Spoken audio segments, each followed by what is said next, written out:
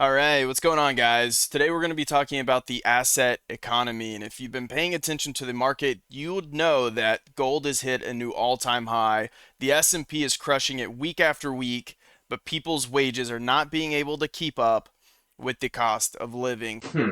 Should I buy more food or do I keep paying off my student loans? Folks are also losing their job. The overall sentiment and confidence of the economy is very low. People are feeling pretty discouraged, and I understand why. Imagine working harder every year, but never really getting ahead. Meanwhile, the people who already own homes, stocks, or businesses seem to get richer in their sleep. That's not bad luck. It's the way our economy has shifted. We live now in the asset economy, and it's creating one of the biggest wealth divides in history.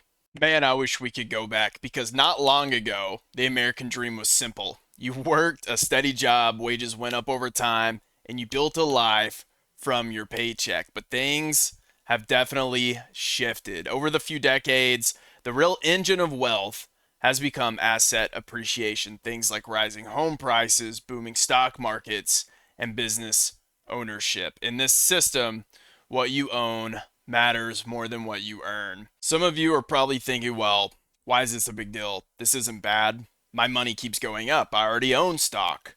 And you're not wrong. Anybody can get invested, start investing 60 grand, 100 grand. You don't need that to start getting invested for your future, and I hope that you do. The problem here is this is creating a giant wealth divide. I mean, we've all seen the meme of the boomer who bought the house for 40 grand and now it's worth $500,000. I'm sorry, but someone outbid you by $20,000. Sweet, my fifth Airbnb rental. Honestly, I think boomers are just trolling us at this point. They know how fucked up it is, but nobody can do anything about it. So you got to kind of lean into it. So this isn't a bad thing for people that have already been invested into the market. It's actually awesome. However, for young people, the doors are closing. Homes cost more than ever compared to incomes. Student debt is eating away at savings. For many, buying that first house or investing meaningfully in the market feels out of reach. Even though you can buy fractional shares of things, it's really not enough. And I think the primary asset that people are needing are homes. So if you look around, you notice that people might have money in assets in the stock market. People my age, they've been investing a while. Maybe they have a 401k, a Roth. You can't touch that until you're 65. So you open up a taxable brokerage account. Dang, I'm doing pretty well for myself. However, you don't have the cash flow you need to buy these assets and live a comfortable life. Let's say you have a wife and you're going to have kids. Okay, well, then you have to either buy something really far out of town. So if you work in the city, you're going to be commuting. You risk getting injured on the road. You have to spend a lot more money in gas. Your car depreciates. There's a lot that goes into this. So it's not as simple as saying, well, just move out of town or live below your means. You can't afford that home. That's not the argument. We understand that we can't afford anything. That's the point. If you want to have a kid and have a family and be able to live the life that your parents did, their parents did. And like I had mentioned, I'm not saying that they didn't have hard times. I'm just saying they could afford something with one salary. Dynamics are changing. Women are having to go into the office and work. It's a real partnership now, right? You're spending money on childcare. I don't know if you know how much childcare is, but it is ridiculous. So you're spending money on childcare. Basically, one person's salary is covering that. And then you have the other person's salary that's paying the bills. So you work in this corporate environment or wherever, then you move up the ladder, you get paid more, your kid moves out, you can start to save for retirement. You live in a modest house, you commute to 45 minutes, an hour away. Are you living? Are you actually living? And I know you're going to say, oh, you guys are privileged to have this. But are we living in a rat race, concrete jungles, and shitbox apartments? What do you think?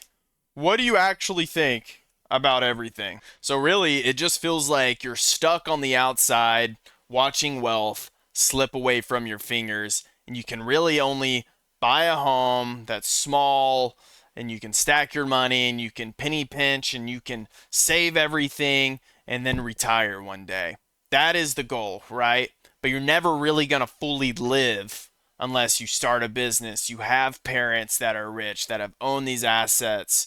It's just the probability of us really thriving in America right now is low. So this creates a bubble. We've seen it. 2008, the housing market collapsed. Millions lost their homes, jobs, and savings. And the people who could least afford the hit suffered the most. We're in a bubble right now. The big AI is here, and it's ready. It's staying. Maybe. It's an LLM, and everybody thinks it's going to be the next general or super intelligence.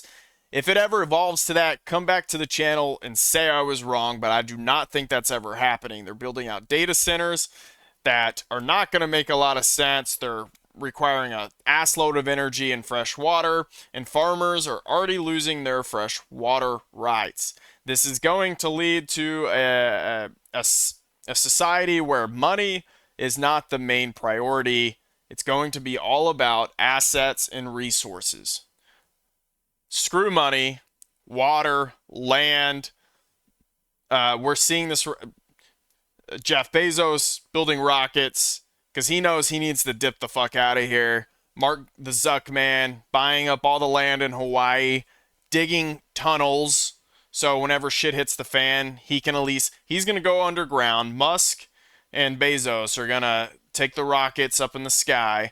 And there's no telling what these billionaires are already doing, are going to do in the future as they focus more on resources than money. The wealth divide is already insane. So we're going to see the lower middle class or the middle class just evaporate into thin air like it never existed. So what's the big picture here? The result is an economy that looks less like a ladder you climb and more like a wall. The top 1% of older generations hold most of the assets. The rest, especially younger people, are stuck relying on wages that no longer keep pace. So here's the takeaway. The asset economy isn't evil. Owning a home, stocks, or businesses can be great, but when wealth mostly comes from already owning, it entrenches inequality. It rewards those who are in and punishes those who are out. The question is, how do we build a system where work and innovation matter again, where wealth isn't just reserved for those who already own it? I think it's going to take a long time rebuilding what we have here, but we might already be at the point where it's too far gone. There has to be a major recession or a market collapse to fix this. However, if you're like me, you know that nobody's coming to save you. You can't play the victim mentality. You got to get out there and do what you can to make money. A lot of my friends have 2 jobs. They work on weekends. They're making it work. So it's not impossible. You got to do what you got to do to survive. Is it going to be the most comfortable in the US? Probably not, unless you got rich parents. So thank you guys for your time today. I really appreciate it. I'm going to continue to be pushing out videos. I'm really enjoying what I'm doing. And if you like the video, could you please give me a like, subscribe? It would mean a lot. Thank you, and I'll see you next time.